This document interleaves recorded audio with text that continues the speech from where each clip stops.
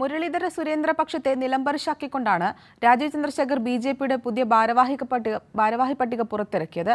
കടുത്ത സുരേന്ദ്ര വിരുദ്ധ പക്ഷക്കാരെ പ്രധാന ഭാരവാഹികളാക്കി. നിലവിൽ ഭാരവാഹികളായിരുന്ന സുരേന്ദ്രപക്ഷ നേതാക്കളെ തരം താഴ്ത്തുകയും ചെയ്തു.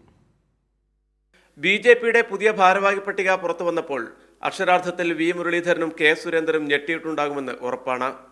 സംസ്ഥാന ബി.ജെ.പിയിലെ കടുത്ത വിഭാഗീയത അവസാനിപ്പിക്കുക എന്ന ലക്ഷ്യത്തോടെയാണ് കേന്ദ്ര നേതൃത്വം കേരള ബി.ജെ.പിയിൽ സജീവമല്ലാത്ത രാജീവ് ചന്ദ്രശേഖരനെ പ്രസിഡന്റായി കൊണ്ടുവന്നത്.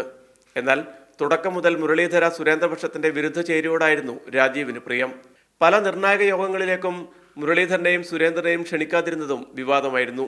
എങ്കിലും ബി.ജെ.പിയിലെ പ്രധാനികളായ ഈ രണ്ട് നേതാക്കളുടെയും അടുപ്പക്കാരെ പൂർണ്ണമായും വെട്ടിനിർത്തിയ ഭാരവാഹി പട്ടികയെപ്പറ്റി എതിർ ഗ്രൂപ്പുകാർ പോലും ചിന്തിച്ചു കാണില്ല.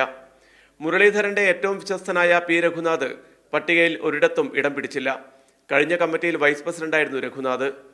ജനറൽ സെക്രട്ടറി ആയിരുന്ന advocate P Sudheer, C Krishnakumar എന്നിവരെ വൈസ് പ്രസിഡന്റുമാരായി തരംതാഴ്ത്തി. സ്വാഭാവികമായും ഇവർ കോർ കമ്മിറ്റിയിൽ നിന്നും ഒഴിവാക്കപ്പെടും. സുരേന്ദ്രന്റെ അടുപ്പക്കാരായിരുന്ന ശ്രീകാന്തും നാഗേഷും സംസ്ഥാന ഭാരവാഹികളായിരുന്നു. രണ്ടുപേർക്കും പുതിയ കമ്മിറ്റിയിൽ മേഖലാ പ്രസിഡന്റ് സ്ഥാനം കൊണ്ട് തൃപ്തിപ്പെടേണ്ടി വന്നു. ജനറൽ സെക്രട്ടറി ആകുമെന്ന് പ്രതീക്ഷിച്ച വി രാജേഷ് ആകട്ടെ സെക്രട്ടറി മാത്രമായി.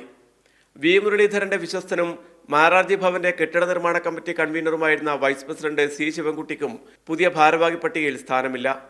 മറുഭാഗത്താകട്ടെ പ്രധാന പദവികളിലേക്ക് എത്തിയത് മുരളീധര സുരേന്ദ്ര വിരുദ്ധ പക്ഷക്കാർ.